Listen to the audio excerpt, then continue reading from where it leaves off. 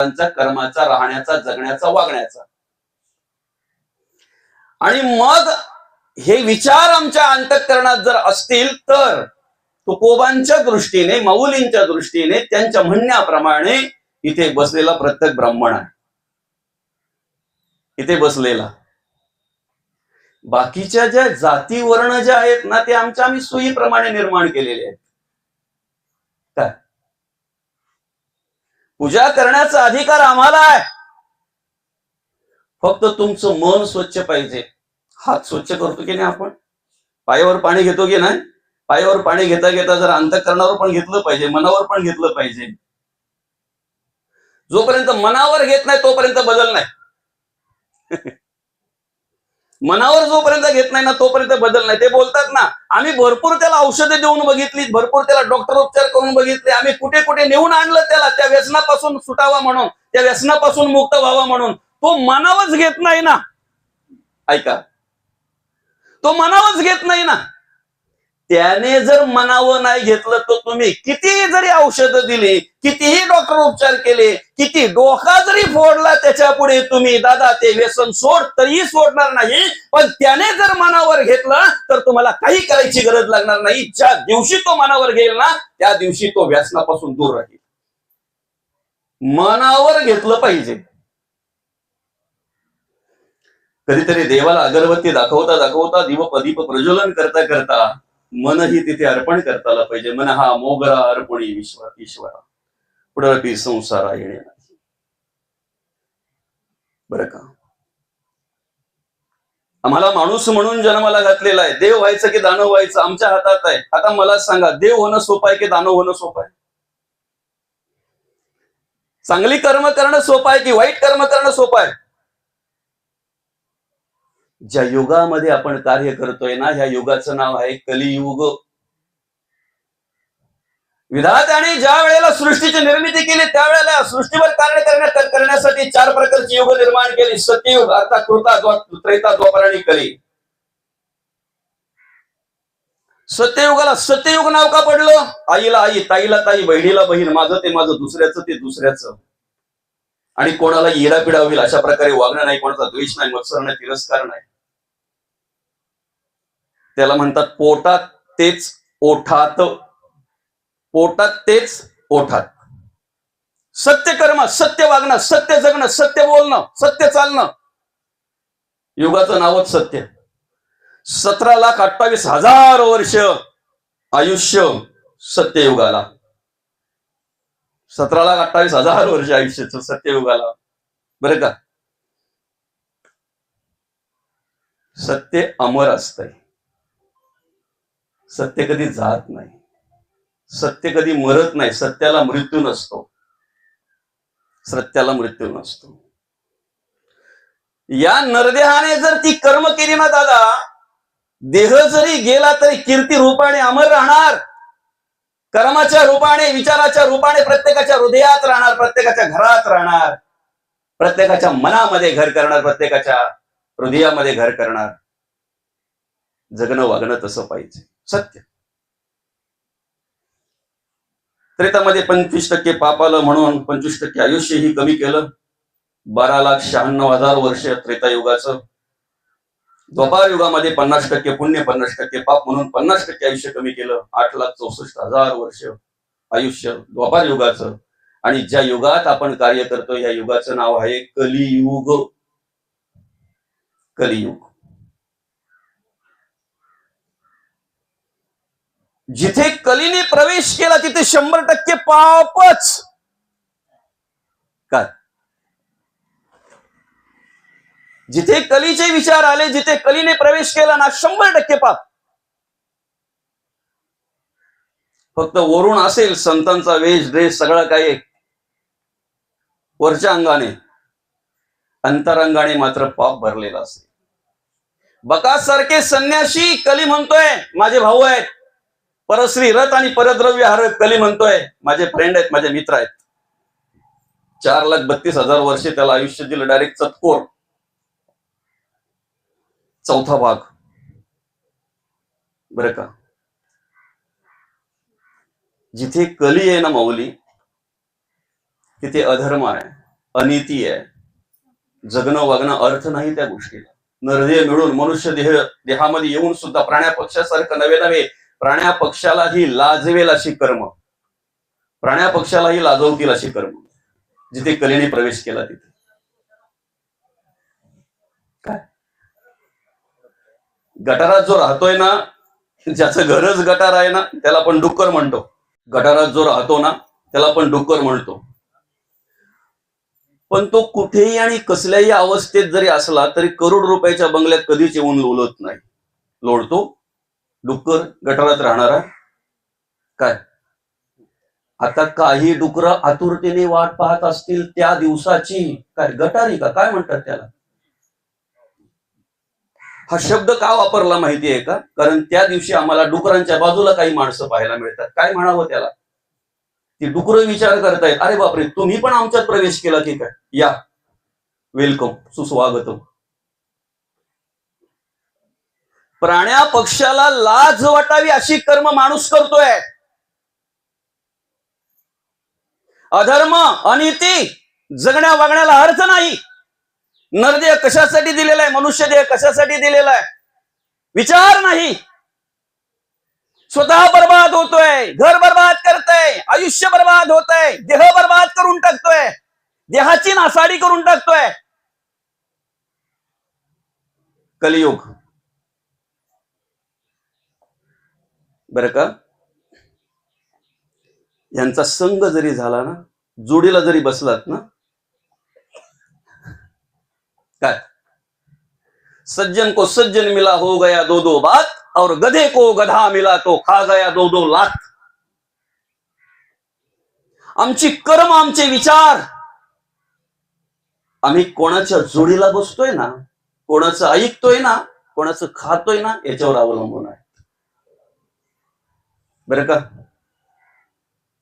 कोणाच्या जोडीला बसतोय आम्ही, कोणाचं खातोय, कुठे राहतोय, काय करतोय, याच्यावर सगळं अवलंबून आहे. म्हणून आपल्या जातीच्या माणसाजवळच बसत चला. डोळे उघडून श्रवण करा, हा, कान पण व्यवस्थित ठेवा. संत पण म्हणतात, माझी जातीचे मज भेटो कोणी. बरं का? ज्या घरामध्ये दीप प्रज्वलन होत नाही, ज्या घरामध्ये अगरबत्ती लागत नाही, हिंदू धर्माला मान्य असणाऱ्या ज्या घरामध्ये एकही देवाचा फोटो नाही किंवा प्रतिमा नाही, जेवायला आग्रह झाला तरी पाणी पण पिऊ नका त्या घरामध्ये. ऐका,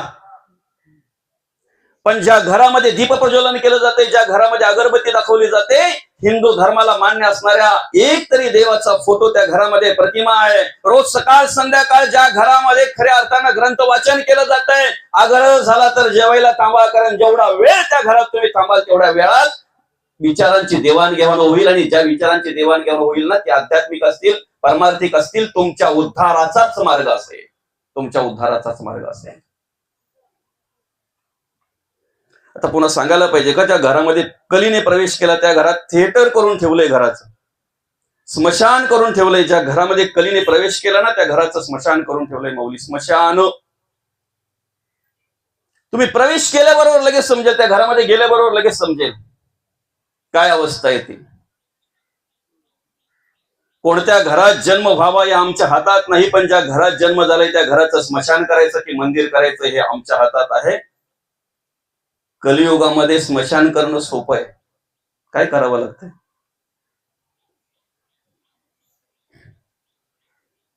आज तरुण तरुण पोरं आमची बर्बाद होत आहेत, तरुण तरुण मुलं बर्बाद होत आहेत. बरं का? रात्रीच्या वेळी आड्यापाड्यावर बसणारी, माळ रानावर बसून बाटल्या फोडणारी पोरं कोणाची बरं? कोणाची? बरं का? वेगवेगळ्या प्रकारचे नाद लागून आज आमची तरुण पिढी बर्बाद होते.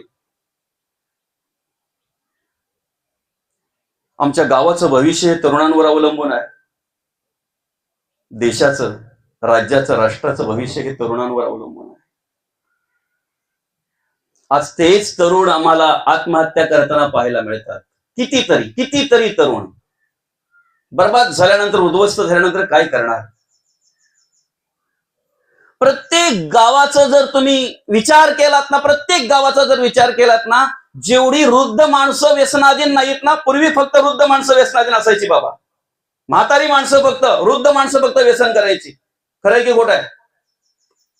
जेवढी तुमच्या गावात वृद्ध माणसं व्यसनी नाहीत ना, त्यापेक्षा कित्येक पटीनं आपल्या गावामध्ये तरुण मंडळी व्यसनाधीन झालेली आहे. तरुण मुलं व्यसनाधीन झालेली आहेत.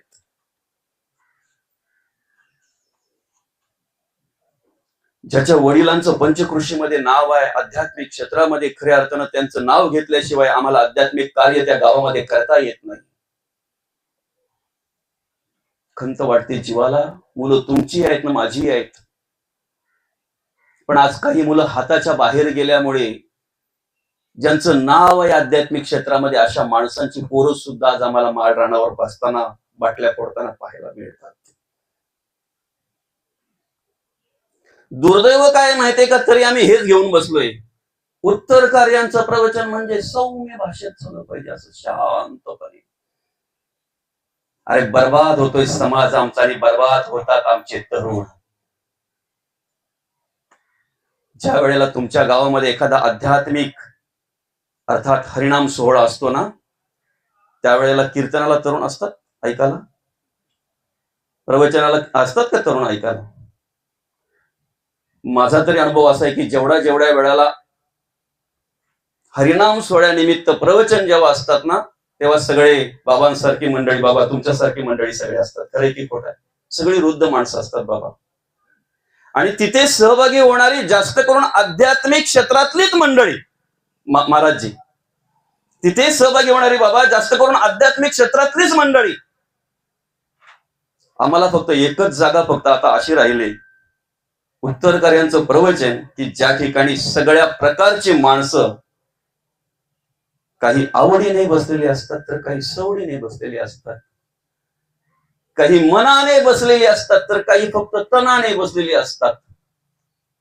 पण सगळ्या क्षेत्रात कार्य करणारी माणसं फक्त आम्हाला ह्या उत्तर कार्यांच्या निमित्तानं भेटतात. जर या वेळेला आमच्या तरुणांवर जर 4 शब्द चांगले पडले नाहीत, जर जीवनाचं महत्व त्यांना कळलं नाही, तर उद्या अजून बर्बाद होताना आणि अजून बर्बादी होताना आम्हाला पाहायला मिळाल्याशिवाय राहणार नाही. म्हणून या ठिकाणी प्रवचनकार आहेत, कीर्तनकार आहेत. मी उपदेश करणारा कोणी मोठा महाराज नाही, अजिबात नाही. माऊली तुमचा भाऊ समजा, तुमचा लहान भाऊ समजा, पण बोललं पाहिजे. जर माझा समाज बर्बाद होतोय, माझा समाज जर उद्ध्वस्त होतोय, आज माझ्याच समाजातील जर तरुण बर्बाद होताना आम्हाला पाहायला मिळतात,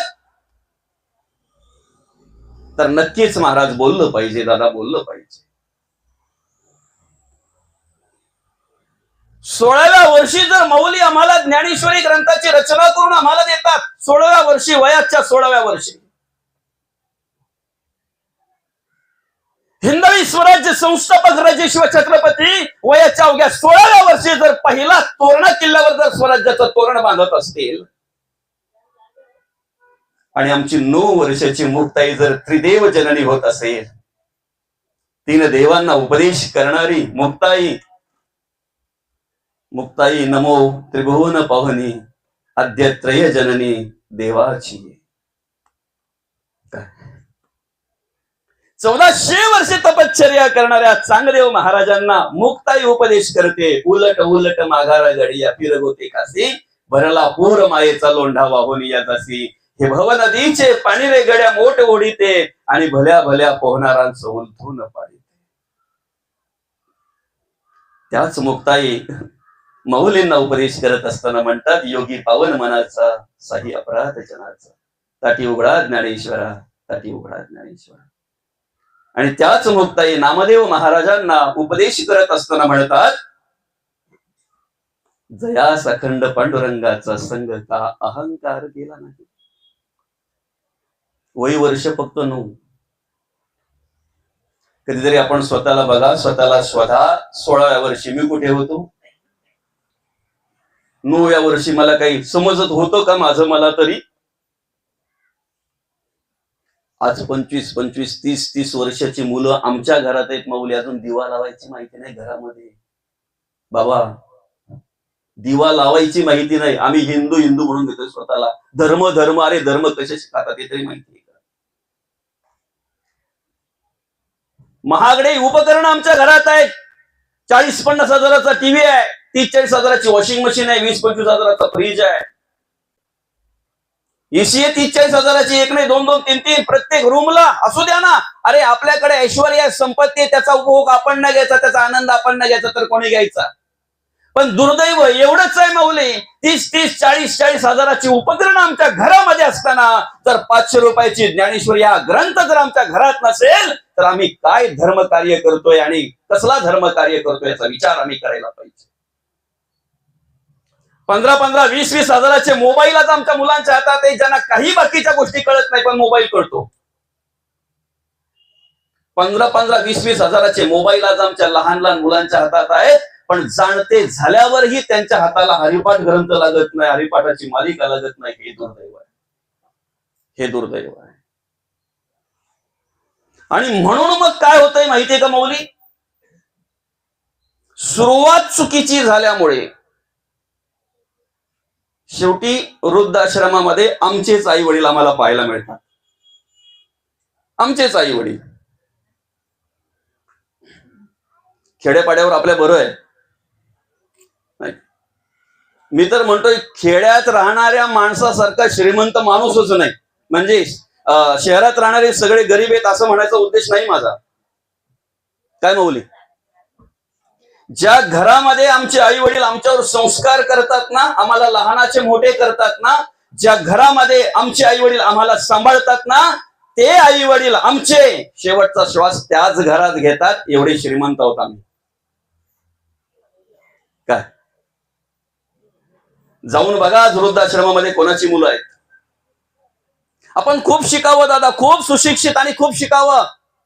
ज्या क्षेत्रामध्ये आपण कार्य करत असू ना, त्या क्षेत्रामध्ये कार्य करत असताना उत्तर प्रगतीच्या शिड्या आपण चढत जाव्यात, एवढं उंच जावं की खऱ्या अर्थानं आपला आदर्श इतरांनी घ्यावा, त्या क्षेत्रातील लोकांनी एवढी प्रगती आपण करावी. पण ती प्रगती करता करता माणसाने जमिनीवर असावं, जमिनीवर राहिलं पाहिजे ना. काय आपण म्हणतो आता तो लय हवेत चालायला लागला, तो जमिनीला आता पाहायला लावत नाही. जमिनीवर असावं म्हणजे काय, पूर्वीचे दिवस माणसाने विसरू नयेत. माझे आजोबा मला नेहमी सांगायचे, गरिबी आली म्हणून लाजू नये आणि श्रीमंती आली म्हणून माजू नये. बरं का, नेहमी सांगायचे मला, गरिबी आली म्हणून लाजू नये, श्रीमंती आली म्हणून माजू नये. ज्या आई वडिलांनी आपल्याला लहानाचे मोठे केले ना, विचार केला पाहिजे, त्यांचे कष्ट, त्यांनी केलेलं कार्य सगळं बघितलं पाहिजे, विचार केला पाहिजे. आम्हाला जर त्यांनी हालाकीच्या परिस्थितीमध्ये जर सांभाळलंय तर आज त्यांच्यामुळे आमची चांगली स्थिती आहे. त्यांना सांभाळणं आमचं कर्तव्य आहे. त्यांना काय हवं काय नको ते पाहणं आमचं कर्तव्य आहे. बरं का, का परत परत सांगावं लागतंय माहितीये का, आपला समाज बर्बाद होतोय, उद्ध्वस्त होतोय. खऱ्या अर्थानं अजून तरी मी जिथे जिथे जातो ना बाबा, म्हणजे हा साखरपुडा विधी करायला किंवा लग्न विधी करायला जिथे जिथे जातो ना, तिथे तिथे मुरबाड तालुका आणि शहापूर तालुक्याचं नाव मुद्दाम म्हणून काढतो मामा. बरं का, म्हणजे आपला कल्याण तालुका कमजोर आहे असं नाही मला म्हणायचं, पण काही गोष्टींमध्ये आहे. कारण आदर्श आपण बाजूचा घेतलाय. लोक सहज म्हणतात ना, बाबा आमचा कल्याण नाही झाला तरी चालेल, पण आता ते पण माझ्या तोंडातले घेऊ का, भिवंडी नको. असो, अजूनही का मी सांगतो माहितीये का, की मुरबाड तालुक्यामध्ये बऱ्यापैकी वरिष्ठांचं वचक आहे तुमच्यासारख्या माणसांचं.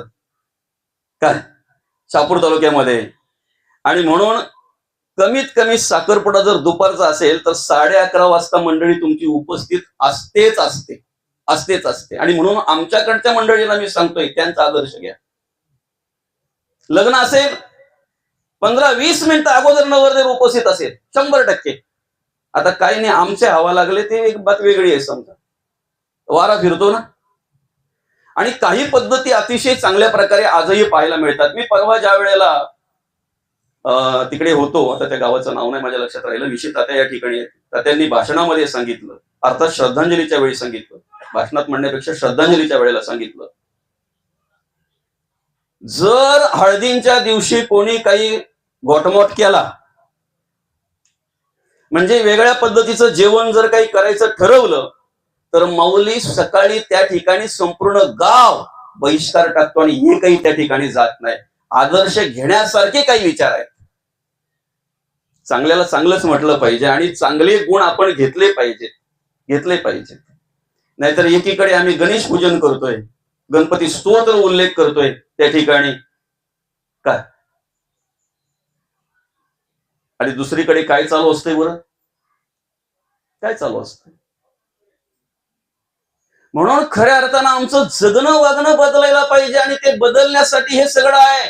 तुम्ही किती ज्ञानी आहात याला महत्व नाही, तुमचं किती पाठांतर याला महत्व नाही, तुमचे किती ओवे अभंग पाठ आहेत, तुमचं जगणं वागणं त्याच्यावर सगळं परमार्थ आणि त्याच्यावर सगळं विचार, त्याच्यावर भक्ती अवलंबून आहे, देवपूजा त्याच्यावर अवलंबून आहे. आम्ही ग्रंथ वाचले पाहिजेत आम्हाला कळावं म्हणून. आम्ही ज्ञानेश्वरी, भागवत, गीता, गाथा वाचल्या पाहिजेत, आम्ही हरिपाठ वाचलं पाहिजे, पण मिरवण्यासाठी नाही दादा. फक्त मिरवण्यासाठी जर असेल तर तुम्ही परमार्थ करता, हा तुमचा भ्रम आहे. मुरवायला पाहिजे, मुरवता आलं पाहिजे. आणि परमार्थ हा मुरवण्यासाठी आहे, भक्ती ही मुरवण्यासाठी आहे. तुकोबांचा अभ्यास करा, तुकोबांचं चरित्र वाचा, मग कळेल तुम्हाला परमार्थ कशाला म्हणतात. जे का रंजले गांजले त्यासी म्हणे जो आपले, तोची साधू ओळखावा देवतेची जाणावा. काय कुठल्या जातीचा, कुठल्या धर्माचा, कुठल्या पंथाचा, कुठल्या विचाराचा नाही नाही नाही, जो आला तो आपला, जो आला तो आपला. आणि त्यालाच साधू म्हणतात. कसाही आला तरी त्याच्यामध्ये परिवर्तन घडलं पाहिजे. कोण आला तर कसाही जरी आला ना तरी त्याच्यामध्ये परिवर्तन घडलं पाहिजे. तुकोबांना भ्रष्ट करावं म्हणून भ्रष्ट लोकांनी तुकोबांकडे एक वेश्या पाठवली, मंजिरी नावाची. आता ज्यांनी पाठवलं त्यांची बुद्धी भ्रष्ट, कर्म भ्रष्ट, विचार भ्रष्ट.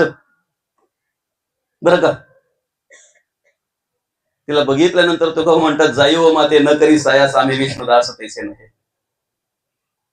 एवढे बोलून नाही थांबले, तिला उपदेश केला, तिच्यामध्ये परिवर्तन घडवलं. वाईट विचाराने आलेली साष्टांग नमस्कार घातला आणि विचारात परिवर्तन केलं. परमार्थ करायला लागली, देवपूजा करायला लागली. याला म्हणतात वाणीचं सामर्थ्य, याला म्हणतात सामर्थ्य परमार्थाचं, आचरणाचं, वागण्याचं आणि जगण्याचं. बरं का, आम्हालाही तीच अपेक्षा असते दादा. एवढा अंतःकरणाने, एवढा कळवळा बेंबीच्या देठापासून आम्ही का सांगत असतो बरं? पाकिट मोठा मिळावं म्हणून नाही.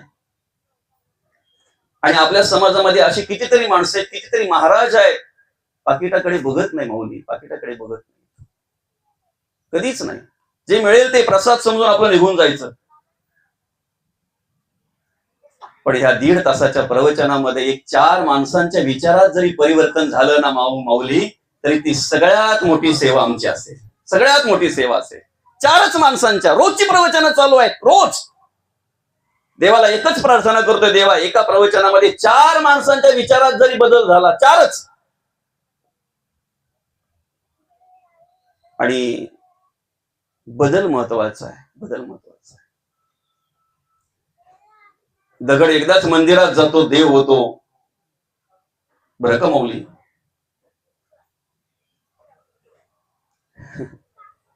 तेवढा तरी एक आदर्श माणसाने घ्यायला हवा दगडाचा. परिवर्तन, बदल. अजून कित्येक माणसं परमार्थ करत असताना द्वेष, मत्सर, तिरस्कार, हेवे दावे, अभिमान, अहंकार गच्च भरलेला आहे. आयुष्यात परिवर्तन होणार नाही, आयुष्यात परिवर्तन होणार नाही. संतांना शरण जाताना आम्ही पहिले सर्वप्रथम आमचा अहंकार, अभिमान बाजूला ठेवला पाहिजे. मी ज्ञानी आहे, मी मोठा आहे, मला सगळं कळतंय. नाही जमणार, काहीच मिळणार नाही संतांकडून, काही मिळणार नाही. जेव्हा एका साधू पुरुषाच्या आश्रमामध्ये एक मार्गदर्शन मिळावं ह्या हेतूने गृहस्थ गेला, साधू पुरुषांना नमस्कार केला. त्या साधूंना नमस्कार केल्यानंतर त्या साधूंना सांगितलं, महाराज आपलं मार्गदर्शन मला हवं आहे, मी आपलं मार्गदर्शन मिळावं ह्या हेतूने, या उद्देशाने या ठिकाणी तुमच्याकडे आलेलो आहे. महाराजांनी विचारलं, तू कोण आहे दादा, तू कोण आहे? मी दिनेश. आता माझंच नाव सांगतो बरं का, मी दिनेश. हो का, बरं ठीक आहे ठीक आहे, जा मग जा, नंतर जा. अरे शिकण्यासाठी आलोय, मला मार्गदर्शन हवं आहे. महाराजजी आपलं मार्गदर्शन मला हवं आहे. ठीक आहे ठीक आहे, या तुम्ही, या यानंतर या. घरी गेल्यानंतर विचार केला, अरे हो मी माझं नाव सांगितलं, वडिलांचं नाव नाही सांगितलं. कदाचित वडिलांना ओळखत असतील ते. आणि मग गेल्यानंतर दुसऱ्या दिवशी नमस्कार केला, महाराजजी आपलं मार्गदर्शन मला हवं आहे, मार्गदर्शनासाठी मी आपल्याकडे आलोय, आपल्या आश्रमात आलोय. हो का, कोण तू? आत्माराम तारमळे यांचा मुलगा. हो का, बरं या या या या तुम्ही या. अरे या म्हणजे काय? आता काय आजोबांचं नाव सांगायला पाहिजे का? तिसऱ्या दिवशी विचार करून, विचारपूर्वक, विवेक दृष्टीने ज्या वेळेला त्या आश्रमामध्ये आले, त्या वेळेला साधूंना नमस्कार केल्यानंतर साधूंनी विचारलं, आपण कोण? तेव्हा सांगितलं, मी कोण हे मला कळत नाही आणि हेच कळून घेण्यासाठी आपल्या आश्रमात आलोय. आता बस. इथे बसलेल्यांपैकी मी कोण आहे कोणाला कळले बरं? आम्ही देव शोधतोय, आम्ही परमार्थ शोधतोय, आम्ही भक्ती शोधतोय, आम्ही इकडे तिकडे ह्याला त्याला शोधतोय. आयुष्य जाते पण मी सापडत नाही. ज्याला मी सापडलं ना, त्याला मीच्याच ठिकाणी सगळं काही सापडलं. मी पण पाहता आढळेना, निर्गुण ब्रह्म ते चळेना, आपण तेची परी कळेना, श्री गुरु विना. मी एकदा सापडलं, मी कोण आहे? मी श्रीमंत आहे. कुठपर्यंत? जोपर्यंत पैसा आहे तोपर्यंत. कित्येक श्रीमंत काय झाले, कित्येक गरीब श्रीमंत झाले आणि कित्येक श्रीमंत गरीब झाले. बंगल्यात राहणारे झोपडीत राहायला लागले आणि झोपडीत राहणारे बंगल्यावाले झाले. संपत्ती दुपारची सावली म्हटलेली आहे. ऐशी ही सृष्टीची चाली, संपत्ती दुपारची सावली. वैसा तरी निघून गेली हळूहळू. एकदा जायला लागले ना, किती सावरा. कळतंय का? म्हणून उलथावान ठेवा, म्हणजे बांध फुटणार नाही. पाणी अडवण्यासाठी आम्ही काय करतो? बंधारे घालतो, बंधारे. पण प्रत्येक तलाव, किती मोठा तुमचं धरण जरी असेल तरी त्याला उलथावन असते, बरं का?